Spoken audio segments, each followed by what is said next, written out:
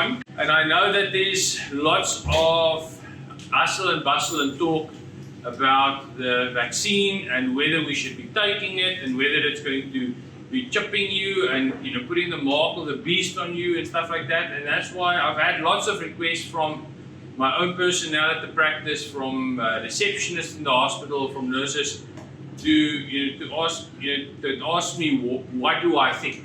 So let me first just start by explaining sort of how the virus itself works.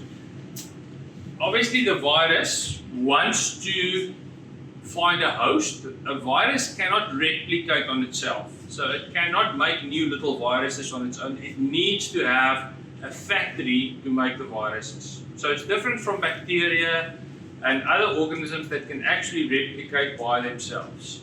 Okay, so think about it as sort of an alien ship, and that alien ship cannot make new alien ships, so it needs to find a car factory somewhere in South Africa to go and sit on the car factory and use that factory's equipment to make new alien ships. Okay, so you have a cell, and your cell has got a nucleus on the inside, and in the nucleus is where your DNA is stored. Okay, and your DNA is a double strand of a twisted up protein. We call it a double helix. And everything that your body needs, if you make new hair, if you have to make thyroid hormone, if you have to make whatever you need to make, in your DNA there's a little recipe to say this is how you make a thyroid hormone. And every time your body needs a thyroid hormone, it will go to its nucleus, it'll find that gene, it'll take that recipe out, and it will produce a new thyroid hormone. And the way it does that is it takes that little gene inside your DNA, it makes a copy of that gene, an exact mirror copy, and that is called RNA. That RNA then moves outside of the nucleus into the cytoplasm. The cytoplasm is this portion of the cell around the nucleus. And in the cytoplasm you have the car factory. In the cytoplasm you have what we call ribosomes, and they go and they read that recipe from step 1 down to step 250 or 2000 or 25,000. And what it then does is it creates a protein that again is basically a transcription of that RNA. And the protein is then the thing that gets exported and gets used by your body. That is how your body functions, that is how it maintains itself. Obviously, if your body wants to replace the cell, it needs to then copy all of that DNA to create a new cell. Alright. Because the virus doesn't have DNA and the virus doesn't have all of this, the virus basically is just a little shell, and inside that little shell it has a single strand of RNA. Okay, and except for that, really almost nothing else. So it can do nothing with that RNA. The virus doesn't breathe, it doesn't think, it doesn't experience anything. The only thing it does is it floats around. And it can't even on its own get into your body. It needs another host to cough out the droplet and for that droplet to be inhaled by you. That's why you can't get coronavirus from your shoes or whatever the case might be. It needs to get into your body in some way. And every virus has got some sort of a system that it needs to lock onto your cells. So the second thing is a virus just landing on your skin, for example, can do nothing there. So in the case of the coronavirus, it has got these little proteins or little spikes on its outside. We call it the spike protein. And that spike protein looks for a very specific receptor it has. It's basically like a lock and a key. So let's say on your surface you have an ACE receptor, and that little spike protein, when it gets to that, it'll actually fit nicely into there, and it tells the virus that I have now arrived at a host that I can actually attach myself to. Your cell then goes and it says, okay, there's something I need to, it's something I need to use. It sort of fakes your cell into saying, I need this inside myself, and this whole virus then gets brought into the cell by your own cell. All right, so now you have the virus that goes into your cell. The virus itself breaks up and it releases that RNA into your body's cell. And this cell in your case would be a respiratory cell. So nasal passage, airways, lungs, that's where these ACE receptors are. Once the RNA is inside your body, it will use your body's own factory to produce more copies of that RNA. So the same process that your body uses, the ribosomes, will then transcribe that RNA. And the RNA doesn't just contain, for the virus, doesn't just contain little bits of information about making a protein. It doesn't make thyroid hormone or something. It actually recreates all the little building blocks to build a new virus. So what now happens is that your body is actually producing lots and lots of copies of the same virus, including a new copy of that virus's RNA inside of each one. And as it produces it, obviously those viruses gets exported again, and they will go onto the cells next door, and so on and so on. All right, and that's how the coronavirus makes you sick. Okay. Now, when your cell becomes sick and it realizes, wait a minute, something's going on, there are big cells in the vicinity, in your tissues and in your body that we call macrophages or plasma cells. These cells are basically huge cells, and they realize, but wait a minute, something is not right with this cell. It's doing stuff it shouldn't do, and it goes and it actually starts eating up this whole cell. Okay, and when it eats that whole cell up, it digests all of the stuff that's inside, and it will actually find these little bits of RNA and pieces of virus, and it will say, okay, aha, this is the stuff that doesn't belong here. And it will find a piece of the virus that it will say, listen, this thing is the thing that I can tell my body we don't like that. So in the case of the virus, it finds that spike protein, and this cell goes and it then presents that spike protein, just that little bit on its surface, and it tells your body's defense system to say, you better be on the watch out. It's a little bit like police file in your body.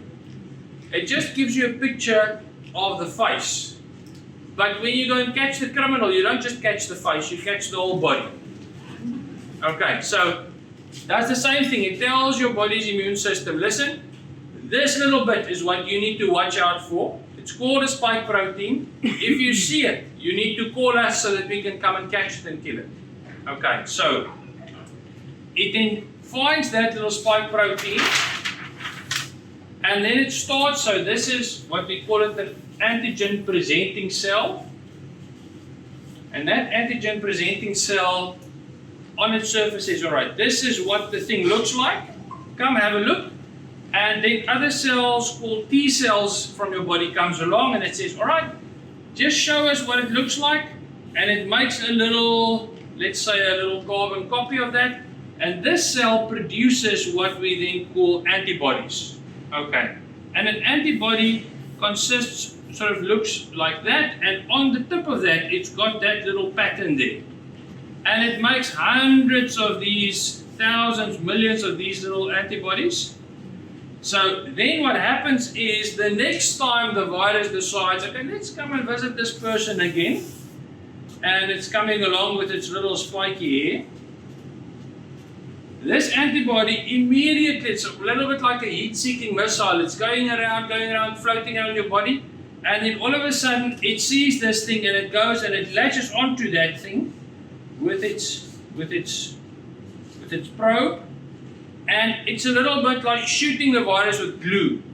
So the virus goes like, and it sits down there, and now all these other cells can come and eat up the virus without actually allowing the virus to make you sick. So that's your body's defense system. So when we do immunization or we use a vaccine, obviously we don't want to give you the virus and say, yeah, there's the virus, get sick, and let your body do its natural thing.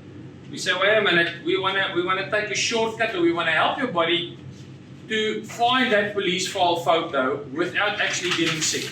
All right, so instead of getting the whole virus inside here, we say, no, we don't like that, we don't want this to happen. But what we need is, we need your body, we need this system, we need to be able to find that little spike protein and put it in. So, obviously, in theory, you can inject spike protein into your body, but the problem is, this cell needs to find that spike protein. If you just give the protein into your body, the body will just digest it and use it up for food. So, you need to sort of tell the body, this is not just for food, this is something that you need to react to from an immune point of view. Just like you don't want your body to develop allergies to food. Okay, so we can't just give you the protein and expect your body to do something with that. We need to in some way activate this defense mechanism by putting that protein on your cell surface in some way. So there are two ways that we can do that. There are actually many ways. So traditional vaccines means they take a virus and they sort of damage the virus a little bit. They make it weaker and give you the virus. So we talk about an attenuated or a weakened virus in some way. Or we can take the virus and we can sort of kill the virus and basically just give you the dead shell of the virus. Certain viruses, that works. In corona, that doesn't work. You can't give the patient a dead piece of virus or whatever. So you need to have a little bit more of a clever way. RNA viruses are very small, they're tricky. So your body doesn't actually, work as well against them as with the DNA, something like polio, for example. So what the scientists have done is to say, right, the thing that your body reacts to is that little bit. Let's just focus on that, and what they can do now, what they couldn't do in 1940 or 1950 is they could actually find the little piece of RNA, the little piece of the recipe that is specific for that protein. So instead of using that whole bit of RNA, we can say, okay, we're going to just use that recipe on page 25, and we are going to create a little recipe of our own that's just very short, but it tells us how to make that protein. The problem was, remember, the first SARS outbreak was already, 12, 13 years ago. So the problem is, once you start trying to make that little spike protein on its own, it's like a piece of jelly. It doesn't actually retain a shape. So it's like taking the police file photo and the ink smudges. So it doesn't look quite the same anymore, so your body doesn't react to it. So it took them about 7 or 8 years to find a way of making that protein and let it stay nice and firm so that it remains a spike protein without the virus on it. Okay. So now we have a recipe that can just make the protein and not the whole virus. So now the issue was, how do I get this RNA into your cell so that you can teach your cell to look at this police file photo and make photocopies of it. Okay, so 2 ways. One is to use an RNA vaccine. So you take that thing and you just put it in a little layer of fat-soluble stuff, because for something to move into the cell, it needs to be fat-soluble. So they would put it into a little fat-soluble droplet, basically. It would then be given as an injection. That thing goes into the cell, and that little piece of RNA goes and lies there, and it uses the exact same system. The only difference is it doesn't build a whole virus, it just builds a little piece of spike protein. And the same then happens. So as soon as that little protein pops out on the surface, the big antigen presenting cells comes, gobbles it up, finds the protein, tells your body's immune system how it works, and then it activates the whole system. So the Pfizer vaccine and the Moderna vaccine, they work on that principle, but they are very expensive. Okay, so in rand terms, it would be between 200 and 300 rand per dose. And as we know, the Pfizer vaccine has to be kept at minus 70 degrees. It's very difficult to transport things like that. The Moderna vaccine also has to be kept at quite a low temperature, at least minus 8. So just in terms of practicality, in Africa, where we have nice hot weather, not a very easy solution. the second solution that they found was to say, all right, we know that viruses in general want to get into cells, so let's use that system. We don't have to reinvent the wheel for everything. So they said, let's find a virus that actually have not been the body. Humans don't know the virus, so it's not a virus that your body already has antibodies against. So they went and found a chimpanzee adenovirus. Adenoviruses are the typical ones that give you flu and or the cold and stuff like that. So they're very common. They are all around. Most of them don't do anything to you. But they took an adenovirus that we know does not actually affect humans at all, and that humans have never actually reacted to. Now, adenoviruses have got DNA inside. We don't want that virus's DNA. We want the coronavirus's spike protein RNA. So what it is, all right, let's chop off the little bits that tells the virus I'm a virus, and we chop off the bits that tells the virus to make new copies of itself, and let's just use the piece that tells the virus to attach itself to a cell. Okay, and then what we do is we make a little copy of that RNA and we attach it onto that thing as well. So now we've actually made a new, basically we've used the viruses outside, we've used a little bit of its, kept a little bit of its DNA, and put a little bit of that coronavirus spike protein DNA inside of it. Now remember, DNA has to be rewritten to RNA for it to become protein. So it's now sort of one step ahead of where we were with our first step. Alright, so our human cell is there.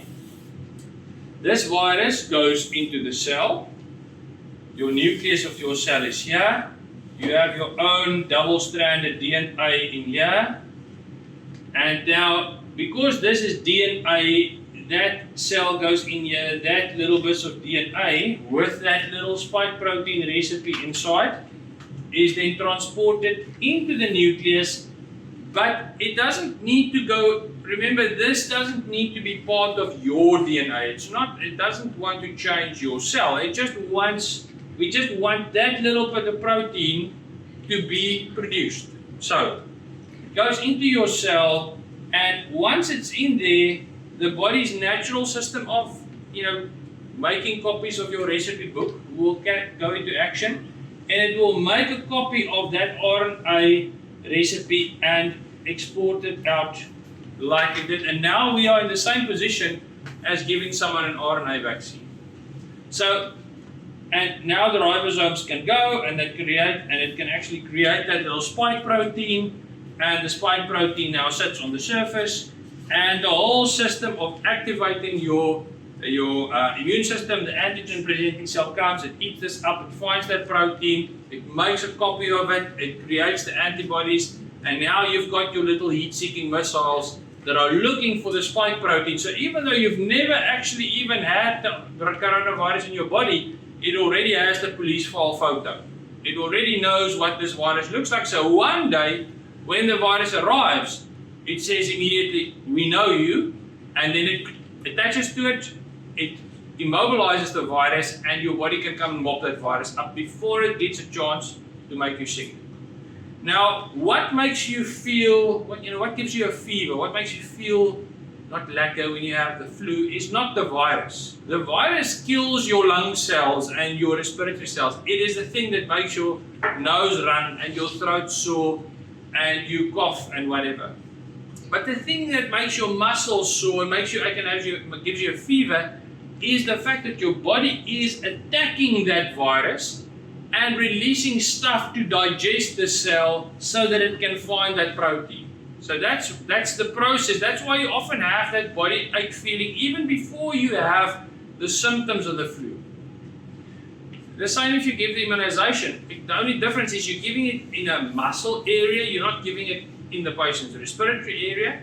So what you're going to experience there is you're going to experience your body reacting to that thing so that it can learn what it is. So some local soreness. You might even have a little bit of that sort of muscle achy type of feeling. You might even have temperature of 37.4 or something like that. Just that feeling of something's not lacquer. But it's going to be a few hours or maybe 24 hours and then it's going to be gone. Why? Because there wasn't an infection. The body didn't have to continue to fight. And it had learned what it needed to learn, so it's now fine. It's now producing the antibodies, which is, just circulating through your body, waiting for the right thing to happen. Okay, so what are the important things is now, so this vaccine was not developed in 3 months or 5 months or 6 months or whatever. When the first SARS outbreak came, remember coronaviruses, I have a little pocket textbook of my grandmother from nursing college from 1935 or something, and there's like a list of viruses in there that causes the flu and stomach bugs and stuff, and it says they're coronavirus. So we know that coronaviruses have been around, we know that they cause different kinds of things, but the reality is this one has been a very aggressive. SARS, when it came along, killed like 60% of patients. So the problem was, it's not a very clever virus if you kill your host very quickly. Because number one is the person dies before it has a chance to give it to someone else. And number two, the virus dies with it. Okay, so lots of patients got very, very sick. We were very concerned and they started looking for how can we develop a vaccine against this. The problem was you're doing research and now by the time you can test it, all the people that you want to test it on is dead. It's like, okay, oops. Now they have to wait for another outbreak. So MERS comes along. Again, great stuff. We have some sick people. Let's test the stuff. But before they can really test it fully and whatever, but they could find a little bit about, okay, listen, this spike protein is a bit jelly-like. We need to fix it. We need to do things. So over the course of all these sort of 13 years, there's been lots of stuff going on in terms of how do we make a vaccine against the coronavirus. The problem being, how do we test this vaccine? And then all of a sudden, comes along and a pandemic where we have millions and billions of people that get the virus. Most of them don't get sick. Most of them that do get sick are very mild, and we have like a 2% or 2.5% mortality rate. So lots of people all over the world that we could test and inject. I mean, if I do cancer research, it takes me 5 or 6 or 7 years to find 2,000 patients because I treat like 200 or 250 breast cancer patients a year. So it takes me a long time to get a big number of people that I can actually see if my treatment is working. But if I have a pandemic that is infecting a couple of 100 people per day in one country, I can get 3 or 4 or 5,000 patients on a trial very quickly. And when you get the coronavirus today, you are going to get sick within 5 or 6 or 7 days. So I can very quickly see if my trial is working. And I don't have to go and infect my trial patients to see if they are responding. I can just wait because there's so many of them that are in the community that some of them are going to get sick. So what are the big differences? Why do we see like, the Pfizer vaccine is like 96% or 95% effective and the Moderna vaccine, and then we see like AstraZeneca 62% effective. And it's about how people do trials differently. So with Pfizer and Moderna, what they did is they gave the immunization and then they followed the patients up for a time, and their question was, which patients are going to get sick? Okay, so sick meaning symptomatic. With the AstraZeneca vaccine, and that is the one that we are most likely to get in South Africa, is they did that and then they followed the patients up, but they also swabbed the patients on regular basis, and the end point was not whether someone is going to be ill. The end point was, do you have a positive swab somewhere along the line? So obviously we know lots of people are asymptomatic. So it's quite easy to show that your thing is very, very effective if you only wait for the ones to become symptomatic. If you're swabbing people, you are going to pick up people that do have the virus in themselves, but it doesn't mean that they become ill. Okay, so if we look at this trial, not a single one of those patients landed up in hospital. So why do we want to protect people from the coronavirus? Remember, coronaviruses have been around forever. I don't mind them being there. I just don't want to die in hospital. So, if I can protect myself that I do not, number one is, give the patient to someone else that dies, and number two, not land up in hospital myself, then if I get to that point, I'm quite happy with that. So, they did 2 trials on this vaccine. One, the first one, they gave a full dose of the vaccine and then a second dose 4 weeks later. And that was the one that said 62% of the patients never actually developed a positive swab, and none of the patients ended up in hospital. Then the UK said, we're a little bit worried, our people maybe don't eat as much, dirt and stuff like the other people. So let's start with half a dose first, and then we give a full dose for the second one. And in that trial, lo and behold, 92% of the patients did not have a positive swab even. So it seems like the efficiency of the vaccine is on par with the others, and in terms of keeping you out of hospital and keeping you healthy, really seems to be quite good. Alright, so now people are afraid. Now I've explained that they are using a virus as the package. You need to in some way get that little piece of protein inside your body. We need a package of sorts.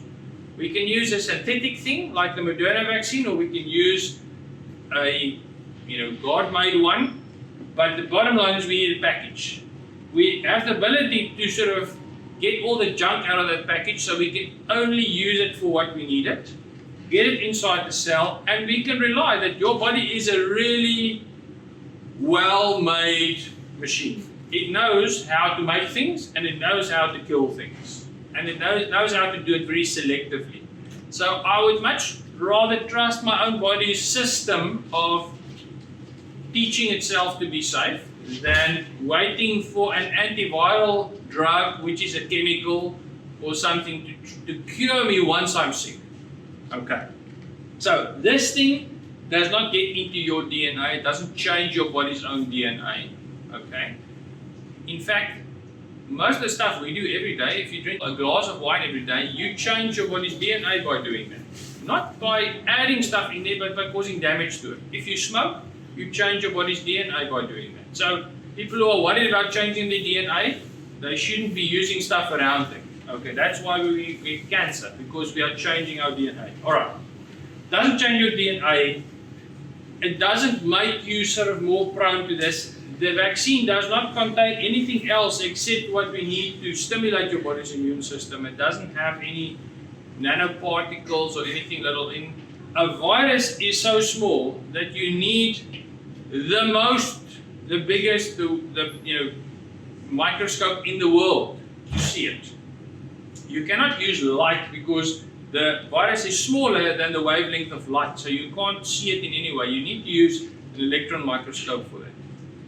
We cannot make a particle that is that small that would do anything to that. So that's why I say no nanoparticles going into you. All right. The next big thing I think is that people will say, well, once they've got this, they can track you in some way. And the reality is, no, we can't. So you are going to have a little, like when you have yellow fever, going to Tanzania or wherever for your vacation, you will need to have a certificate that says, I have had number 1 of my injection, and I have to come back in 4 weeks to have number 2. So if we could, in some way scan you like your dog when it gets lost, and know that you had the vaccine, we wouldn't need to do that. So I think that's the next thing is no one's going to know whether you had the vaccine unless you have your little card with you.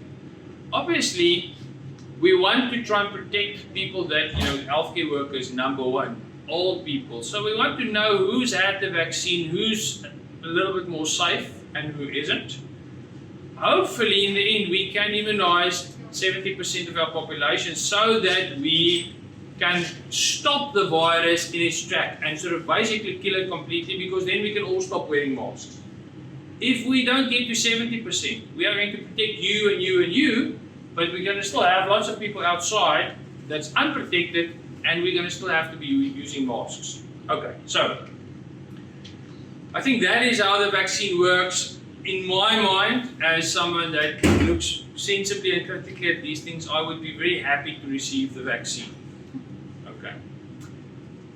As a Christian, most of you know me. You know that I'm a passionate Christian believers. So the big question is sometimes, but now this is going to be the mark of the beast, okay? And with all the respect in the world, I think people should just start reading their Bibles and spending less time on Facebook. Okay, so let me just, as a final thing say, I believe that, and I understand, I respect anybody that has a different religion. But if you say that you are a Christian, according to the Bible, it says you have to believe that Jesus Christ is the Son of God, that He came down from heaven, became a man in flesh, that He died at the cross, that He shed His blood for your sins, and that blood was enough to forgive every single person in the world of their sins if they proclaim and believe that Jesus Christ is the Son of God.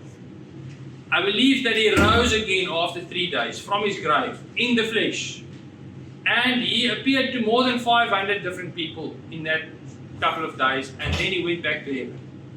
And in heaven He is alive, and He's sitting there and He's interceding for me. That's what I believe, because I'm a Christian. If I don't believe that, then I cannot say I'm a Christian. Alright, so if you're not a Christian, you don't have to worry about any of those things, because you don't have to believe it. Alright. If I'm a Christian and I say, can the blood of Jesus Christ forgive someone for being a murderer? Then the answer should be definitely yes. Can the blood of Jesus Christ forgive someone for being a serial rapist of little children? And the answer is yes. If he repents and if he proclaims that truth, then means he can be forgiven.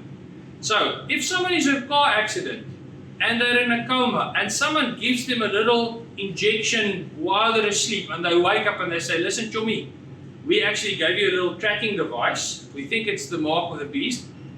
Now, unfortunately, because you were asleep and you didn't say no, you are going to hell. Okay. In John chapter 10, from I think verse 26, it says that my sheep know me and they follow me and they listen to me.